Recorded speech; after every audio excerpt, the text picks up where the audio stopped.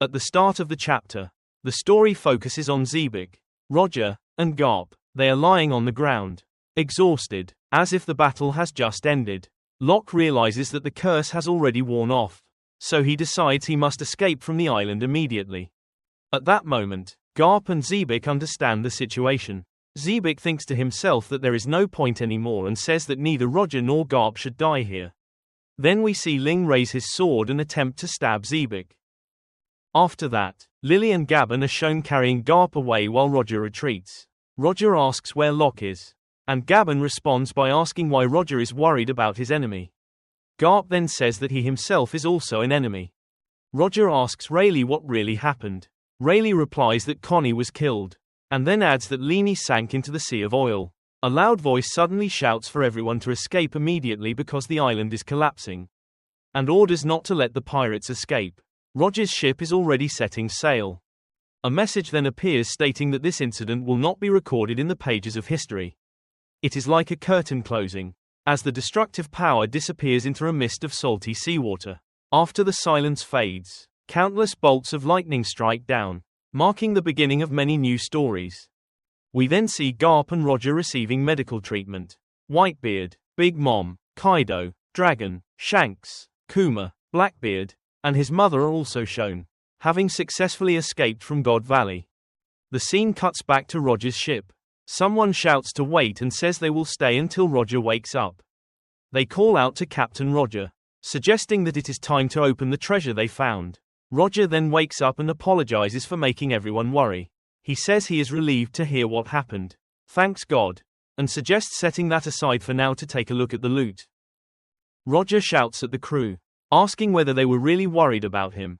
The crew responds by telling him to look, saying that they even stole treasure. However, Roger notices a strange sound coming from inside one of the treasure chests. When they open it, they find Shanks, wrapped in white cloth, inside the chest. After that, news of the collapse of the Rocks pirates spreads across the world. It is clear that the information has been manipulated, as the headlines focus only on Hero Garp of the Marines. At that time, Garp, who is recovering at Marine headquarters, tears up the newspaper and shouts for Morgans to be brought to him immediately. Sengoku tells him to calm down, explaining that Morgans has likely been silenced with money from the world government. He says that the world government and the Marines are massive organizations, and when allied nations are included, it is impossible to control or expose everything they do. Even though Sengoku knows what the commanders have done, he still has no choice but to turn a blind eye. After that, Garp and Sengoku get into a fight. Garp says that this is exactly what he cannot tolerate about Sengoku. Sengoku tells him to sit down and be quiet, asking whether shouting like that would really change anything. Garp responds that if Sengoku ever becomes like those people, he would kill him. Sengoku replies that this is precisely why he needs a friend like Garp, and asks whether Garp plans to quit. Garp calls him an idiot and says he still has many things left to protect. The scene then cuts back to Elbaf. Loki is thinking about the past, when Rox told him not to make him repeat himself and that he would never allow children to join his crew. The person Rox wanted to meet did not care about him, yet a crying child ended up clinging to him instead. Loki says that he thinks Rox was like Nika, a warrior of liberation. He was hot-headed and brought destruction to the world. Rox replies, asking whether they are really talking about destroying the world. He says he only wanted to become the king of the world. But if anyone truly had that kind of power, it would be Hara. Somewhere in the world, there exists a group of ultimate destroyers called Galila, though they have not taken action yet. The only person who can give them orders is Loki's father. As for himself, Rox says he can unite people from all over the world, and if he and Loki's father were to join forces, no one would be able to stop them. Loki wonders why his father refused to cooperate. Rox answers that it was probably because of love, but says he will return to this place again, whether 100 or even 200 times. He will keep coming back. After Loki later learns of Rox's death, he breaks down in tears. The scene shifts to another island, where Hara violently punches a giant in a fit of rage because that giant had been robbing humans. The giant apologizes and promises not to do it again, but Hara keeps hitting him and shouts that giants who only have big bodies are nothing but trash. He says they make humans fear them.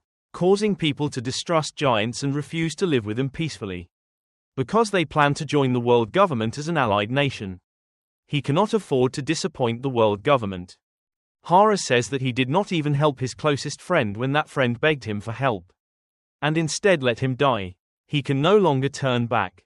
And therefore he will never forgive the evil committed by the giants. The scene cuts to an underground base of the Marines. Dragon tells Garp that he is going to resign from the Marines and says that he hates Garp. Before Dragon can finish speaking, Garp throws him the key to his restraints, freeing him. The scene returns to Elbaf. Hara says that he has made his decision. He tells Ida, Jaren, Haradine, and Loki that the two of them are his beloved children. And from now on, he wants them to get along better with each other. After that, Hara travels to Marineford. A Marine shouts and apologizes, saying that he has orders from the commanders not to allow King Hara to come ashore. However, Hara steps forward anyway and addresses the high-ranking officials of the world government. Hara then sits down, breaks his own leg, and says that he wants to atone for everything that has happened over the past 1,000 years. He apologizes for all the things someone like him has done. From now on, he wants the children of Elbaf to live together peacefully with humans. He asks for a chance to atone for their sins and says he is willing to become a slave to achieve that. All of this ends under the watchful eyes of Im. The chapter then concludes with a message stating that the next chapter will not be on break. Okay, and that wraps up all the content covered in this video.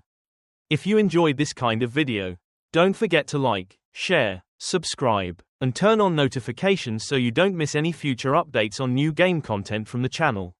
That's all for today. See you again in the next video.